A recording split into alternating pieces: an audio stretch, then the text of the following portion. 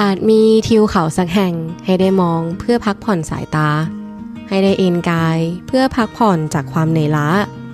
ภูเขาเหล่านั้นบางครั้งมั่นคงเงียบสงบบางครั้งก็เสี่ยงภัยและเดาใจยากหากอยู่ใกล้ๆบางคราวรู้สึกอบอุ่นแต่บางครั้งอาจรู้สึกเหมือนไม่คุ้นเคยมองภูเขาจากไกลๆสวยงามหากต้องเดินขึ้นไปตรงนั้นกลับรู้สึกเหนื่อยล้าแต่บางครั้งความเหนื่อยล้าก็คุ้มค่าบางครั้งความเหนื่อยล้าก็แทบจะผลักเราตกหน้าผาทำให้กลัวเกินกว่าที่จะปีนป่ายขึ้นไปยินดีจะมองจากที่ไกลๆตรงนี้ยิ่งไกลยิ่งโหยหายิ่งใกล้ไปอาจไม่เห็นคุณค่าสวยงามมากแล้วจากตรงนี้อบอุ่นหัวใจมากแล้ว